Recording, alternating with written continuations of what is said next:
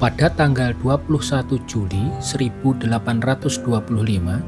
pasukan Belanda pimpinan asisten Residen Chevalier mengepung rumah Pangeran Diponegoro di Tegalrejo untuk menangkap Pangeran Diponegoro. Akan tetapi, Pangeran Diponegoro berhasil meloloskan diri dan menuju Gua Selarong. Di tempat tersebut, secara diam-diam telah dipersiapkan untuk dijadikan markas besar. Selarong sendiri merupakan desa strategis yang terletak di kaki Bukit Kapur, berjarak sekitar 9 km dari kota Yogyakarta. Setelah peristiwa di Tegalrejo sampai ke keraton, banyak kaum bangsawan yang meninggalkan istana dan bergabung dengan Pangeran Diponegoro. Mereka adalah anak cucu dari Sultan Hamengkubuwono I, Hamengkubuwono II, dan Hamengkubuwono III yang berjumlah tidak kurang dari 77 orang dan ditambah pengikutnya. Dengan demikian, pada akhir Juli 1825, di Selarong telah berkumpul bangsawan-bangsawan yang nantinya menjadi panglima dalam pasukan Pangeran Diponegoro. Mereka adalah Pangeran Mangkubumi, Pangeran Adinegoro, Pangeran Panular, Adiwinoto Suryodipuro, Pangeran Blitar, Kyai Mojo, Pangeran Ronggo, Ngabei Mangunharjo, dan Pangeran Surenglogo.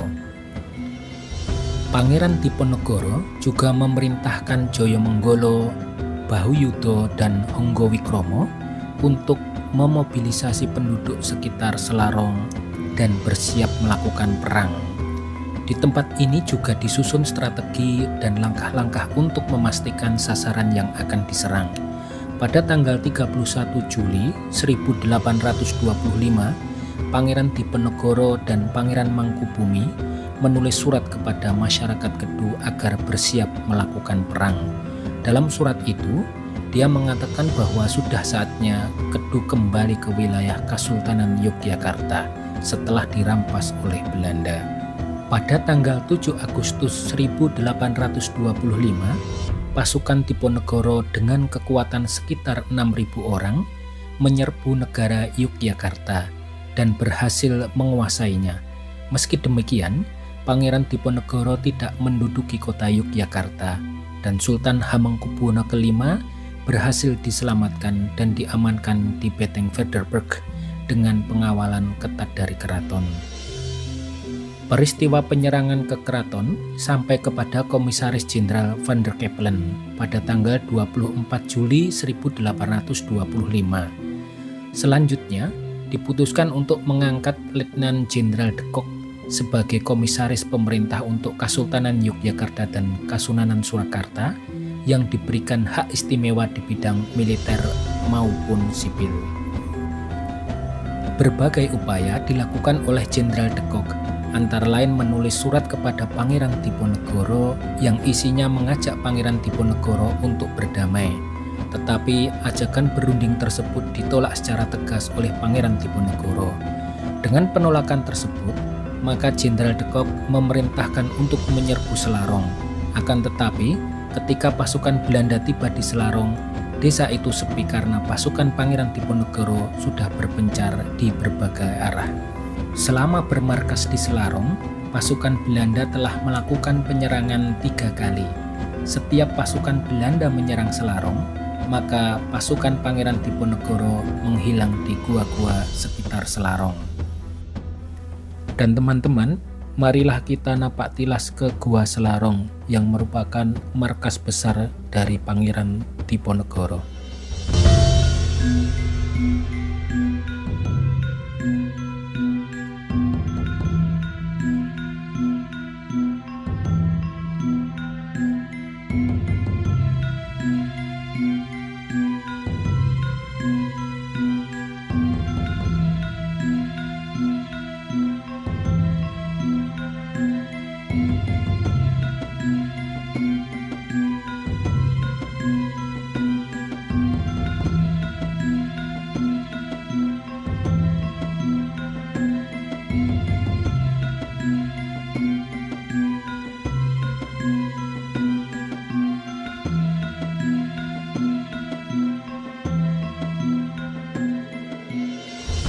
Ya, kita sampai juga di Gua Selarong teman-teman.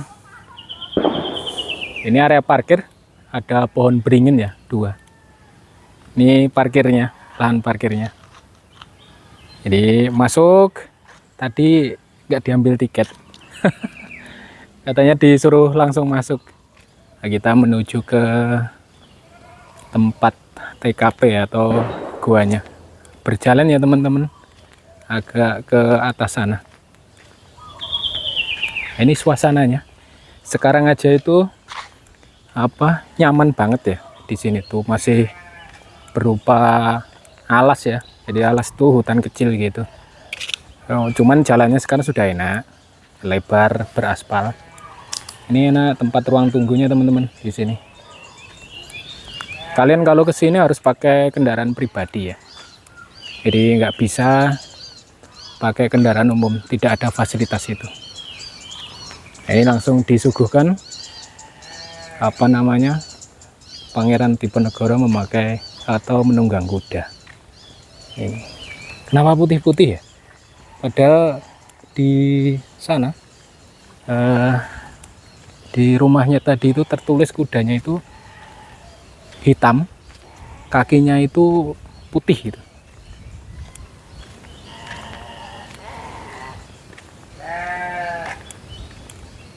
Nah, kita jalan menyusuri tempat ini. Agak jauh ya teman-teman, dari tempatnya itu sekitar berapa ratus meter ya, mungkin 200 meteran dari tempat parkir. Kita bisa membayangkan, jadi para pejuang kita dahulu itu salah satunya Pangeran Diponegoro itu luar biasa, bersama para kiai di Pulau Jawa itu bersatu padu bersama pangeran-pangeran keraton itu, jadi melawan Belanda dan Kesultanan Jogja juga sebenarnya. Sultan juga saat itu kan ngebloknya sama Belanda, dan pangeran bersama saudara-saudara lain itu menentang.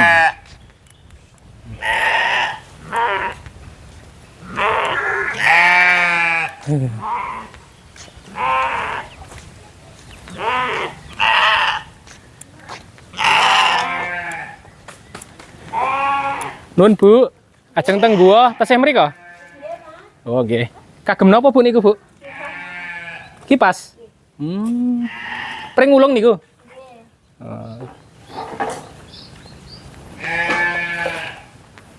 Monggo, Mbak.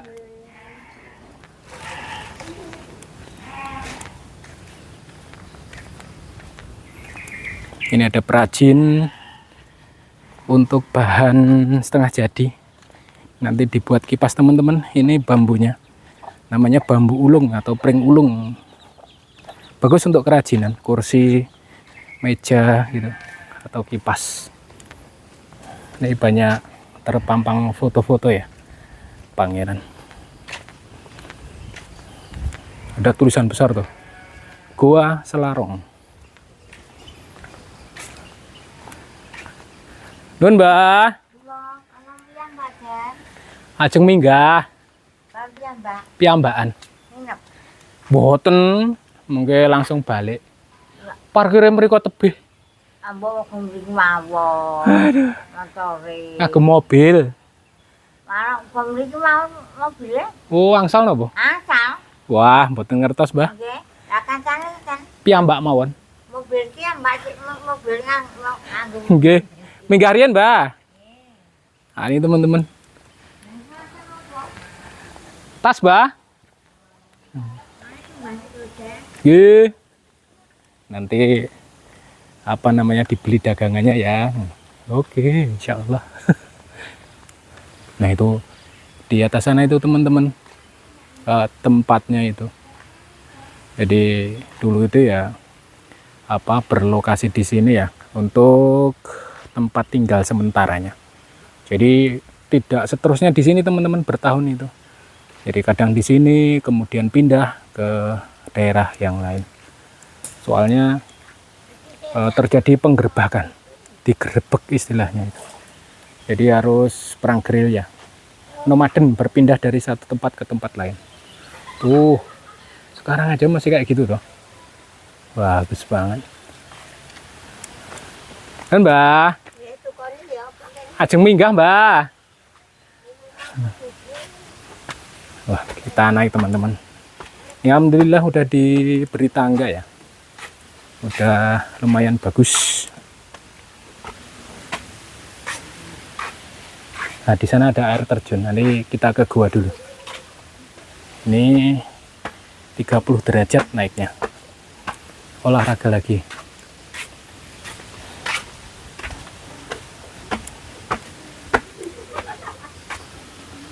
Ini banyak air yang turun dari atas. Kalau musim hujan banyak banget teman-teman. Jadi di sini ada sumber mata air di gunung apa ini, Padas Putih ya. Tuh, tempatnya nyaman dan bagus untuk perlindungan juga.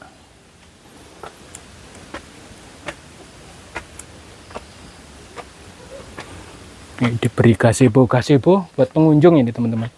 Kalau dulu ya nggak ada. Ini kan sudah direnovasi sebagai tempat wisata. Ya, kita udah sampai atas. Tuh, curam tuh. Nah, ini lagi-lagi kalau situs makam atau tempat persembunyian ya kayak gini ya teman-teman, di hutan terus naik gitu. Nah, kita ke tempat peristirahatan atau tempat persembunyian dulu ya dari pangeran di sini.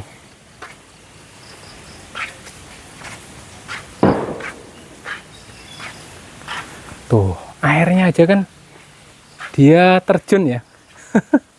Masya Allah, subhanallah. Tuh, kan asik banget teman-teman. Dulu pasti jumlah debit airnya lebih tinggi, lebih banyak. Itu dari atas itu tuh. Tuh, gimana nggak nyaman banget. Kalau anak rebahan sekarang tuh pengennya merem terus nih di sini, main game sambil merem. Ini guanya teman-teman. Jadi ini gua Putri. Gua Putri itu maksudnya gua yang diperuntukkan untuk keluarga putri dari pangeran. Itu ini nggak begitu besar ya, jadi Bismillah. Tingginya ini paling ya sekitar 1,5 meter, dalamnya ya segitu 4 meteran ya. Dalamnya 4-5 meter itu. Ya di sini untuk beberapa orang ya teman-teman untuk berteduh biar nggak kena hujan gitu ya. Tapi mesti nyamuknya banyak kalau malam itu. Nah, ini Gua Putri. Sekarang pindah ke Gua Kakung. Nah, Gua Kakung, Kakung itu laki-laki teman-teman artinya. Jadi kalau Gua Kakung itu ya untuk peristirahatan laki-laki. Ini kan dari apa bukitnya atau gunungnya itu Padas Putih nih, seperti ini. Tuh, bukan batu hitam ya, tapi padas putih. Memang ini tempat sudah dipersiapkan teman-teman semenjak pangeran itu berseteru ya dengan keraton dan apa namanya dengan pihak Belanda. Itu sudah dipersiapkan kalau ada sewaktu-waktu ada kejadian apa langsung bisa pindah ke sini. Ini berjarak sekitar 10-11 km dari Jogja, keraton Jogja itu. Nah ini Gua Kakung ya. Jadi nggak terlalu besar teman-teman, lebih kecil. Ini ya, tuh. Jadi ini kayaknya nggak murni ya, kayak dipahat gitu modelnya. Gua Kakung. Ini guanya kan modelnya dipahat, memang dibuat untuk berteduh. Ya Allah, emang kalau dulu tuh perjuangannya luar biasa. Tapi kayaknya nggak ada prasasti ya teman-teman di sini tertulis apa gitu, pada mahat-mahat apa gitu, ya nggak ditemukan. Soalnya pangeran itu kan semenjak digerebek di rumahnya di Tegalrejo itu kan bisa meloloskan diri ke sini kan, beserta para pengikutnya itu. Tidak ada 1 bulan beliau tuh menghimpun pasukan yang besar itu menyerang keraton Jogja. Itu bisa menguasai keraton loh, luar biasa dengan beberapa ribu pasukan itu. Bisa menguasai keraton. Oh ini teman-teman, wah airnya banyak banget. Ya enak lah untuk apa namanya dijadikan tempat tinggal ya. Sejuk. Bisa menguasai keraton, tapi Sultan tidak berdiam di sana atau merebut tahta, tidak gitu. Jadi itu yang direbut itu HB5. HB5 itu masih kecil, masih bayi saat itu. Cuman yang menjalankan pemerintahan kan bukan sultannya dulu. Jadi ada petugasnya kan. Dia tidak merebut keraton, enggak. Cuman menaklukkan atau membalas saja perlakuan keraton dan Belanda itu terhadap beliau. Jadi ya apa namanya balas, dibalas lah itu istilahnya. Ini air terjunnya teman-teman tuh. Di sana tadi kan juga ada, di sini lebih bagus air terjunnya. Subhanallah. Ini kalau hujan gitu kan tambah gede itu dapatnya. Nah ini 2 abad yang lalu ya masih tumbuhannya masih lebih banyak, terus lebih rindang. Wah, suara burung juga lebih banyak. Masya Allah. Tempat ini sempat digerebek ketika pangeran itu berada di sini sebanyak 3 kali. Cuman ya karena kepandaian dari perang gerilya Pangeran Diponegoro itu lolos terus. 3 kali digerebek nggak pernah ada, selalu kosong. Karena pangeran itu disupport, didukung oleh hampir seluruh masyarakat Jawa saat itu. Karena apa? Beliau ingin menegakkan syariat Islam dengan kepemimpinan beliau. Gitu. Didukung oleh para ulama seluruh Jawa. Kiai Mojo yang di Boyolali itu, Sentot Alibasa, dan lain-lain. Semua para ustadz ulama itu mendukung dan masyarakat semua mendukung. Makanya Belanda kan kewalahan ya, kewalahan bener. Di Jawa ada perang Diponegoro, perang Jawa. Di Sumatera itu ada namanya perang Padri, sama itu. Jadi keinginannya sama, menegakkan syariat Islam itu. Ya, tapi sejarah mencatat ya. Jadi memang hasil itu bukan tujuan utama, tapi usaha yang akan dinilai. Memang setelah itu Pangeran Diponegoro kan bisa dikalahkan, tapi itu bukan merupakan catatan yang perlu digarisbawahi, tapi perjuangannya yang perlu digarisbawahi. Subhanallah. Wah, mantap teman-teman. Kalian ini recommended ya. Saya bilang lagi, recommended tempat yang perlu dikunjungi. Enak banget. Ini kan saya kesini sepi ya. Ini sore Ramadan sepi. Kalau pas hari biasa mungkin agak rame. Nah, kalau sepi kayak gini, kalian mau berfoto ya bisa ini. Bagus banget.